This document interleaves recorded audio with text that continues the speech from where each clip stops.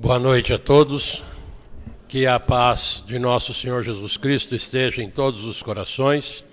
Nós gostaríamos inicialmente de agradecer ao Valentim o convite que nos faz para aqui estarmos juntos, desfrutando desse ambiente tão cordial. Todas as vezes que aqui nós viemos com muita alegria no coração. Que Jesus nos abençoe a todos e permita que nós aproveitemos as lições da noite, realizando a evangelização dos nossos espíritos. É para isso que nós temos que fazer o estudo do Evangelho.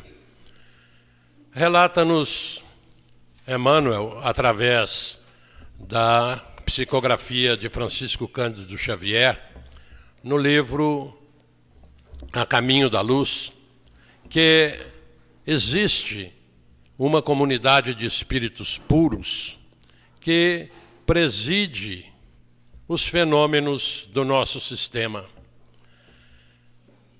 Essa comunidade de espíritos puros, formada de seres perfeitos e angelicais, eleitos por Deus, detém em suas mãos a direção de toda a vida do universo, de toda a vida do nosso sistema.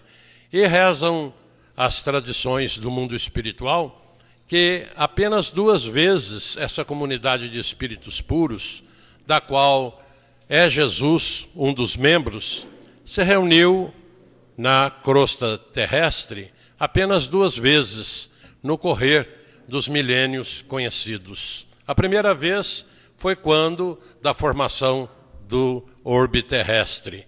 E a segunda vez, quando estavam se traçando os planos para a vinda de Jesus à Terra para trazer à família humana o seu evangelho de amor e de realizações plenas no mundo interior de cada um. Jesus, atendendo à solicitação de Deus, que via no planeta Terra uma desarmonia total entre os homens, ele se preparou para trazer a mensagem do Pai, no sentido de que as criaturas humanas mudassem o egoísmo que existia nos seus corações para a lei de Deus, que é a lei do amor. E Deus disse a Jesus: meu filho, eu quero que vás à terra ensinar aos homens que o egoísmo, o orgulho, a vaidade são sentimentos que não fazem parte da minha lei. Eu quero que vás instruir a humanidade terrestre que a minha lei é o amor. Quero que faças isso da melhor maneira possível, nem que para tanto tenhas que doar a tua própria vida. No momento certo, Jesus veio à Terra para trazer a mensagem de Deus. Nasceu numa estrebaria simples, singela, mostrando desde o início da sua trajetória terrena que não se importava com a riqueza e com o poder, mas sim com a humildade que ele deveria ensinar aos homens. Cresceu, tornou-se homem e começou o seu ministério. Começou a sua missão de divulgar a lei de Deus e instruir os homens. Por todo lugar que passava, ele ia pregando a boa nova do Evangelho, nas ruas, nas praias, nas igrejas, onde se encontrava o povo, ali estava Jesus, falando mais ou menos assim: homens da terra, vós sois todos irmãos, deveis amar-vos. Esta é a única e a mais importante das religiões. O orgulho e o egoísmo têm tomado conta dos vossos corações.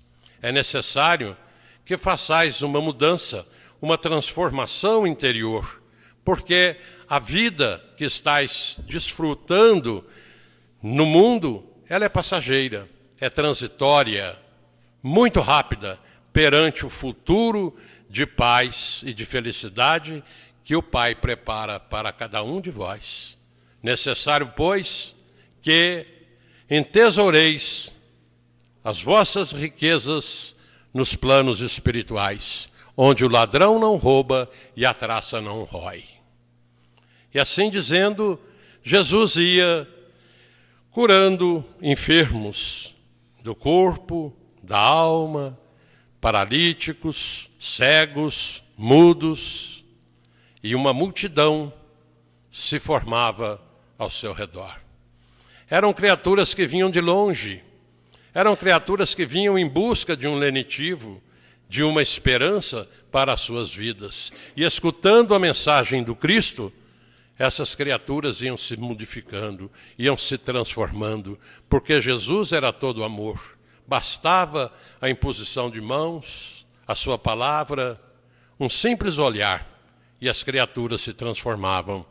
E aquela multidão que o acompanhava ia crescendo, e as pessoas iam se modificando e iam acompanhando Jesus. Isto começou a incomodar o clero e as autoridades daquela região, que estavam temerosos que o Cristo pudesse ser uma ameaça para as instituições vigentes.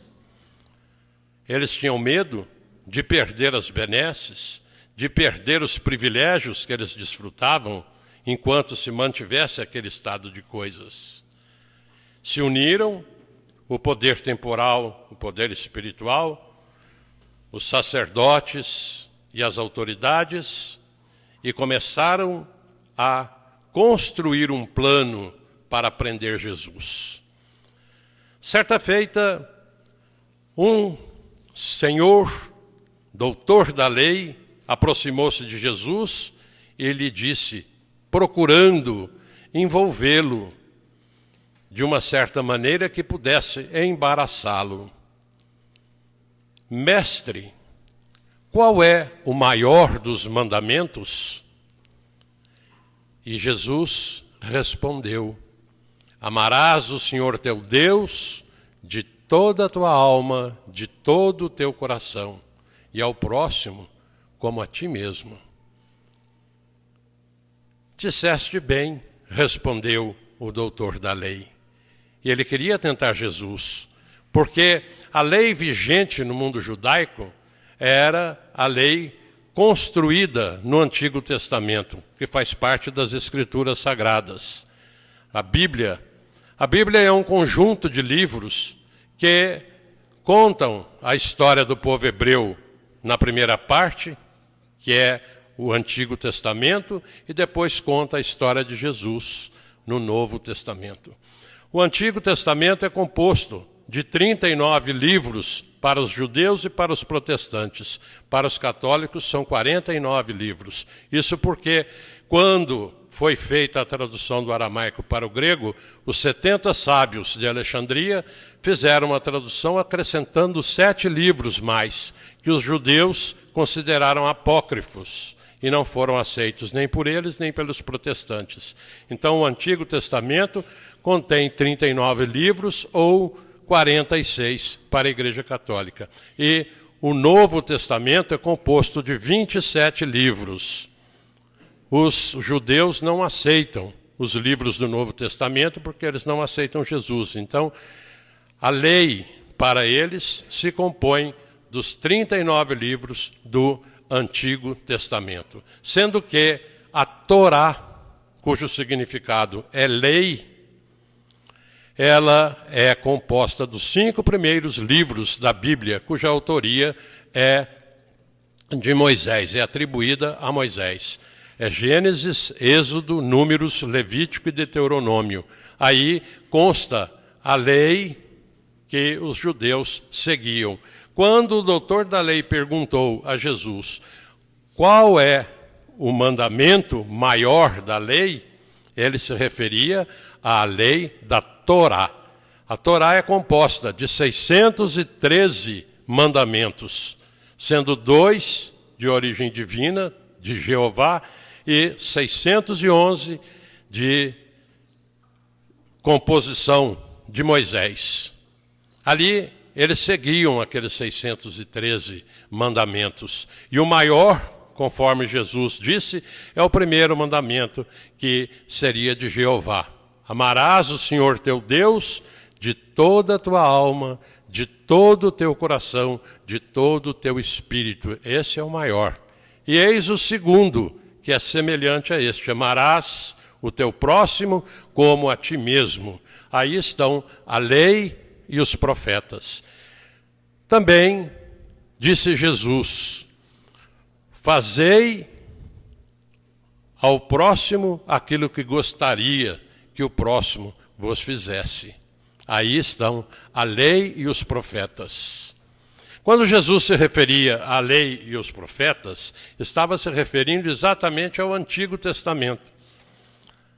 A lei, que tinha como representante Moisés, e aos profetas, que tinham como representante Elias. Tanto que no episódio da transfiguração no Monte Tabor, nós vamos encontrar Jesus transfigurado, tendo ao seu lado, do lado direito, Moisés representando a lei, e do lado esquerdo, Elias representando os profetas. E uma voz que saiu de dentro de uma nuvem que ali se formou, dizendo: eis o meu filho amado, ouvi-o. Daquele instante em diante, nós sabemos que a orientação dada na mensagem cristã deve ser a orientação que nós devemos seguir: o Evangelho de Jesus.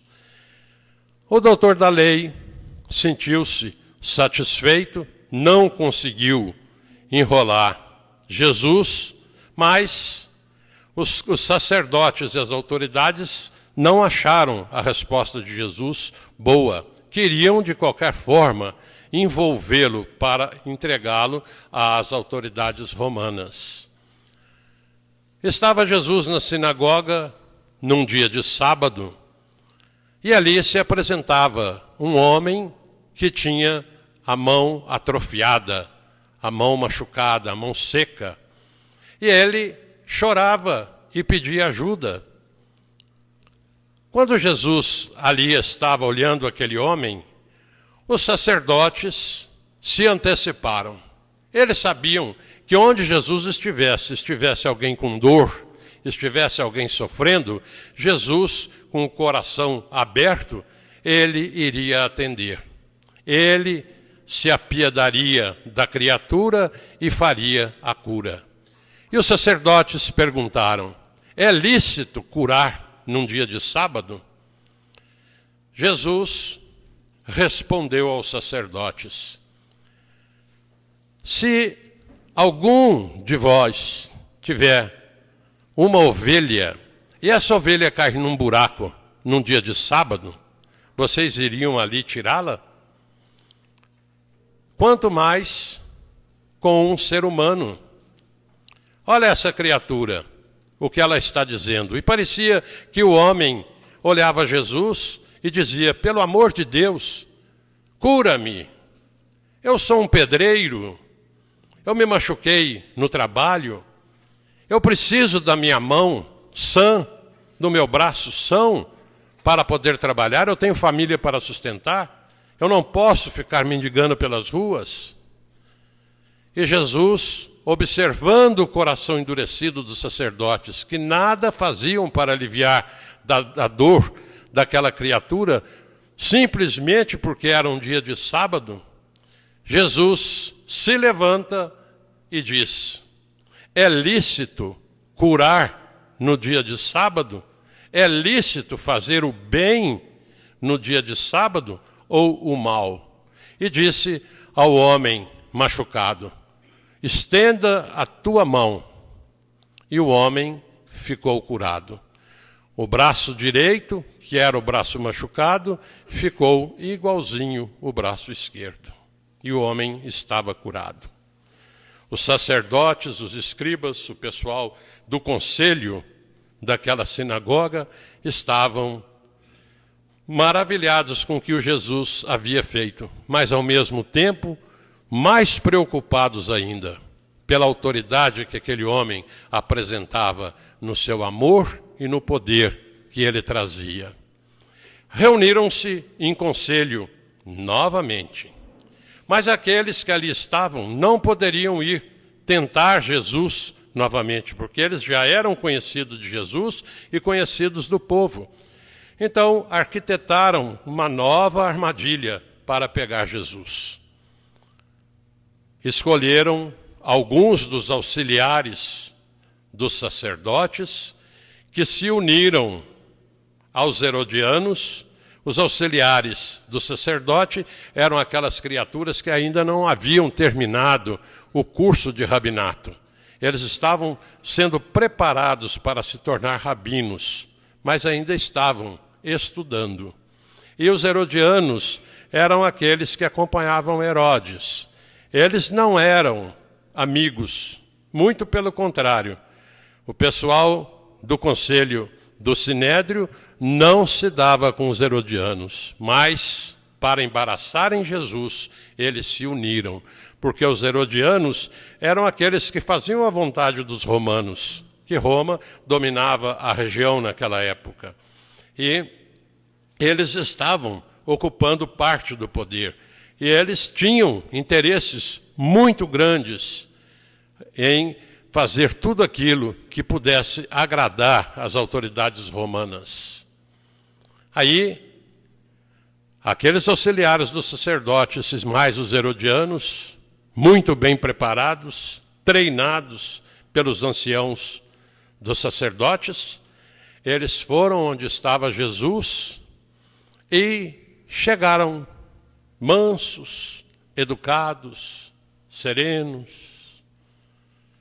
Mas Jesus, com a sua autoridade espiritual, com a sua pureza, ele já sabia o que ia no interior daqueles homens, o que eles pretendiam com aquela aproximação. E eles, então, fizeram a pergunta: Mestre, sabemos que o Senhor é veraz. Chamaram Jesus de mestre, reconhecendo a autoridade de ensino. Realmente, ele veio à terra para instruir os homens a pedido de Deus. E ali, naquele instante, ele era reconhecido como um professor, como um instrutor, mestre. Sabemos que és veraz. Sabemos que o Senhor é verdadeiro, que o Senhor só fala a verdade, que o Senhor ensina aquilo que é real. O Senhor não olha a fisionomia dos homens. Quer dizer, o Senhor não se preocupa com a aparência, com se a pessoa é rica, se é pobre, se ela tem poder, se ela é uma autoridade ou não. O Senhor trata todos iguais. Por isso, nós lhe perguntamos: é lícito pagar os impostos ou não? A pergunta estava feita.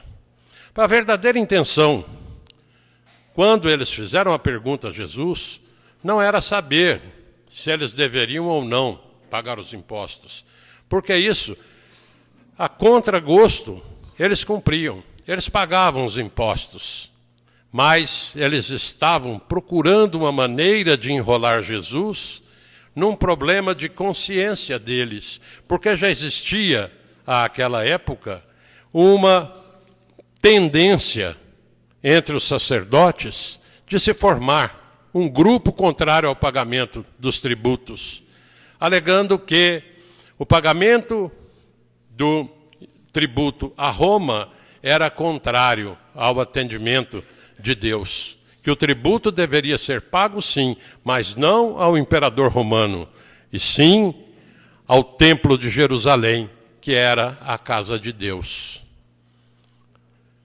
E eles fizeram essa pergunta não dando chance a uma outra resposta que não fosse sim ou não.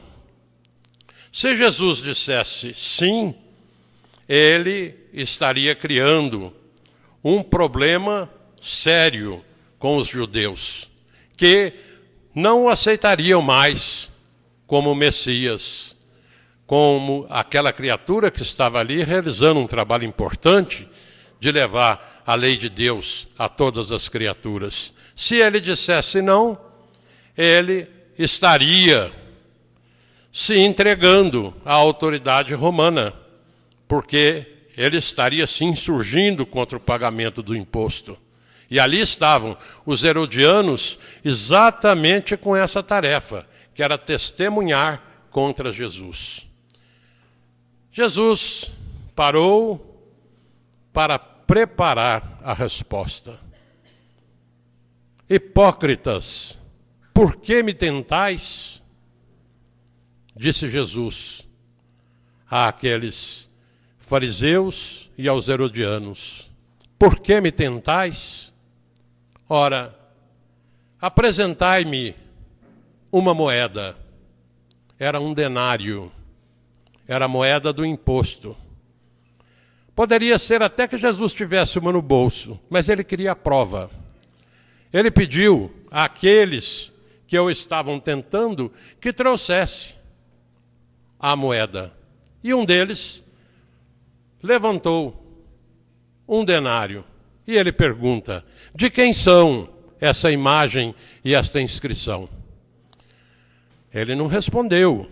Ele voltou a pergunta para os próprios fariseus, para que eles respondessem. E eles responderam, de César. Portanto, diz Jesus, devolvei a César o que é de César, a Deus o que é de Deus. Os fariseus que tentaram formar uma armadilha, uma emboscada a fim de prender Jesus, não conseguiram realizar aquela tarefa. Porque Jesus, hábil, Jesus, que ali estava com uma tarefa extraordinária de ensinar o amor, ele nos deixou uma orientação muito importante para as nossas vidas. Dai a César o que é de César e a Deus o que é de Deus. Fazendo com que nós entendêssemos que na nossa vida nós temos que realmente atender às nossas responsabilidades com as autoridades terrenas e nós temos que atender à nossa responsabilidade com a divindade. São dois os tributos, o tributo de César e o tributo de Deus. Diz Emmanuel, no livro Pão Nosso, que o homem encontra sempre, em todo lugar, dependendo do seu merecimento, a figura de César, simbolizada no poder estatal. Maus homens significam maus estadistas. Populações ociosas e desinteressadas terão uma administração desorganizada, diz Emmanuel. Mas, de qualquer forma, o poder de César envolve a criatura e faz com que ele deva atender os seus compromissos.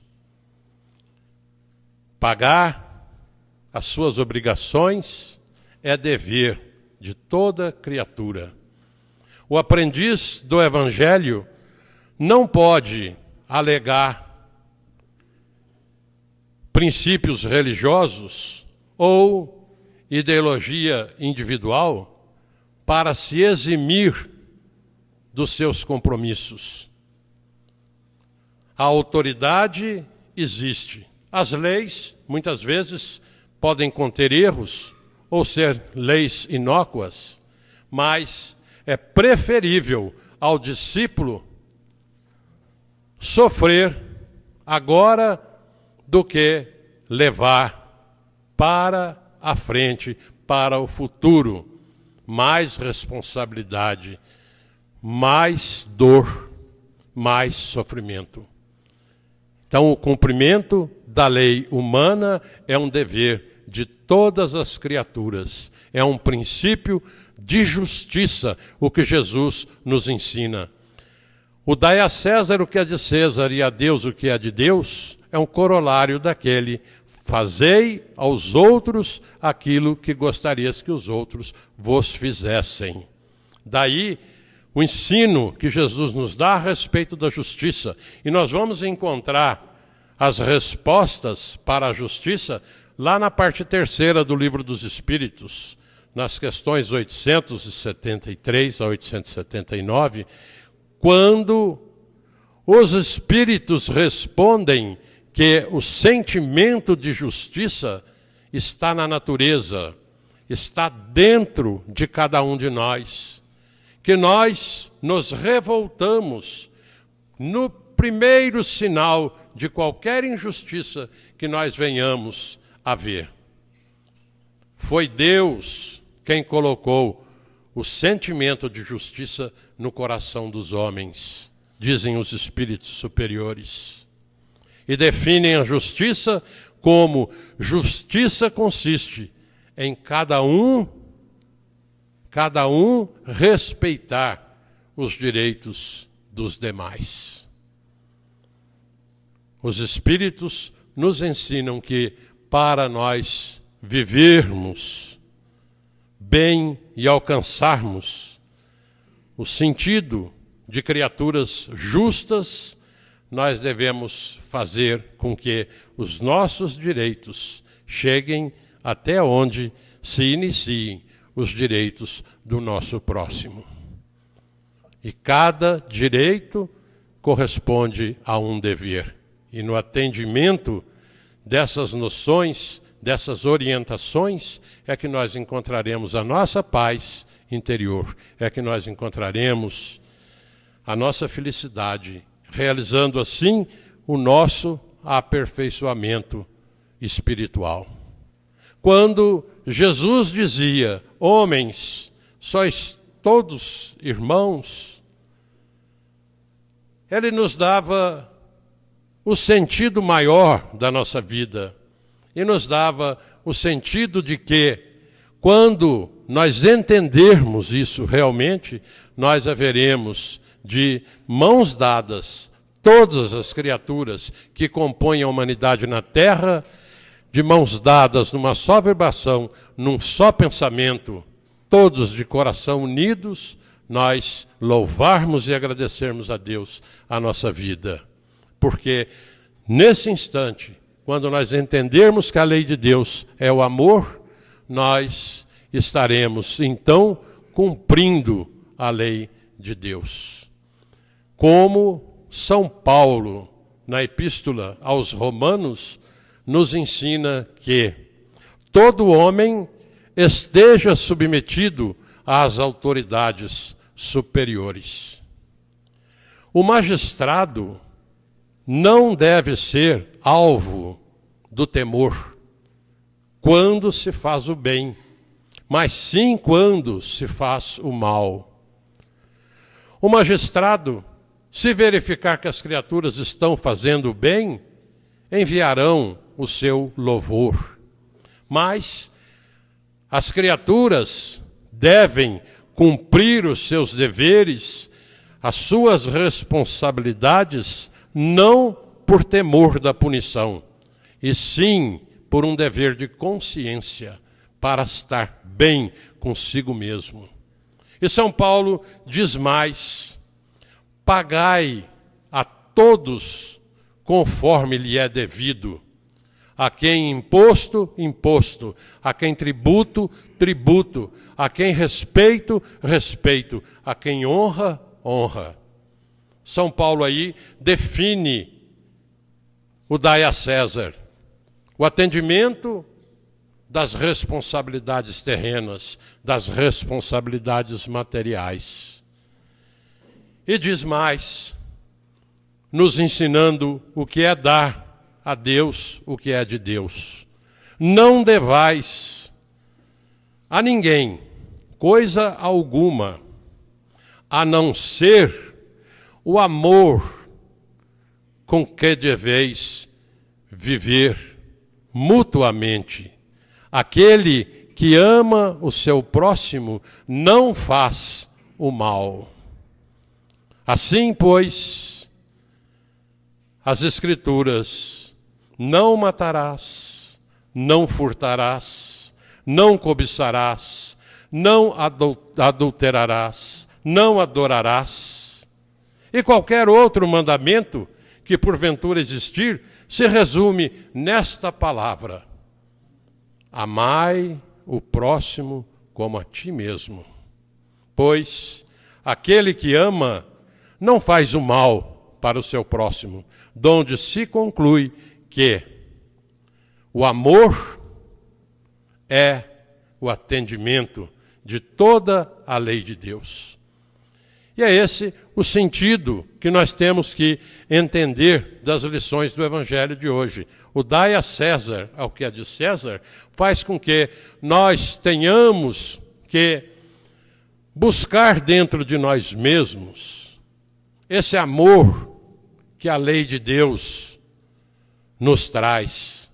O amor é emanação divina, é de essência divina, e nós devemos procurar praticar no nosso dia a dia, constantemente, procurando fazer com que aquela pedra bruta, aquele diamante que existe dentro de nós, passe a brilhar. Brilhe a vossa luz, disse Jesus.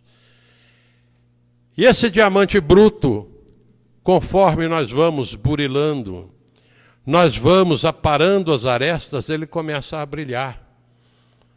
E é o amor. É o amor, esse sentimento que quanto mais nós distribuímos, quanto mais nós damos, mais ele cresce dentro de nós. Hoje, como há 2000 anos atrás, as palavras de Jesus são atualíssimas. Nunca nós precisamos tanto do Evangelho como nos dias que vivemos no planeta Terra. Nós nunca tivemos tanta necessidade de nós nos transformarmos. Nós observamos o mundo em transformação, as criaturas se desentendendo, conflitos em determinados lugares, guerras em outros, terremotos, furacões, doenças. Precisamos de estar com o nosso mundo interior transformado, alicerçado no ensinamento de Jesus, alicerçado na lei de Deus, porque quanto mais nós resolvermos construir a nossa casa sobre a pedra, sobre a rocha, mais forte nós estaremos, mais forte e poderosa estará a nossa fé. E a fé é o remédio para todos os nossos males. Se nós tivermos fé, nós evitaremos muita doença, muita enfermidade, muito dissabor. Se nós tivermos fé, nós teremos condição de enfrentar todas as tempestades da vida, na certeza de que lá na frente nós teremos paz, sossego, serenidade, encontraremos o mundo que nós buscamos, um mundo de paz, de alegria, de serenidade. Por isso, Marco Prisco, pela pena do Divaldo Pereira Franco, nos diz assim: transitam e passam momentos na vida que dão origem aos estados de paz ou de aflição, em que o homem se renova na esperança ou se estorcega na dor. No momento de paz, Maria recebeu a anunciação da chegada do Messias. No outro momento, Jesus nasceu em singular estrebaria para mudar o rumo da história. No momento de serenidade, a mulher samaritana recebeu a orientação que mudou o rumo da sua existência. No momento de confiança, Nicodemos recebeu a orientação sobre a necessidade de nascer de novo e renovou-se. No momento de fé, a mulher hemorroíça recebeu a cura que a fez modificar a existência. No momento de irreflexão, o moço rico perdeu a oportunidade de ganhar a jornada. No momento de piedade, Jesus encontrou a mulher adúltera e ela se renovou. No momento infeliz, alguns fariseus tentaram envolver Jesus e se confundiram a si próprios. No momento de pusilanimidade, Pilatos lavou as mãos e perdeu a oportunidade de avançar. No momento de fraqueza moral, Pedro negou o amigo. No momento de loucura coletiva, os homens crucificaram Jesus. No momento estoico, mulheres piedosas acompanharam o divino condenado.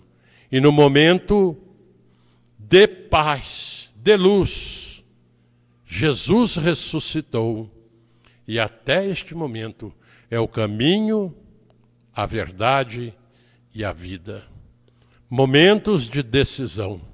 Quantos momentos passam nas nossas vidas que nós malbaratamos na irresponsabilidade, no acompliciamento dos erros, que dão origem às nossas dificuldades, aos nossos sofrimentos?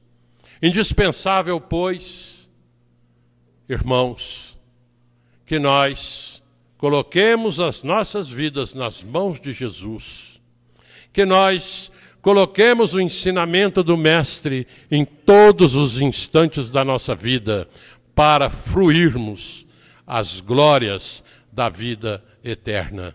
Seja esse um momento de decisão feliz para todos nós, atendendo à orientação de Jesus. Tenhamos mais cuidado em entesourar os nossos tesouros no céu, onde o ladrão não rouba e a traça não rói.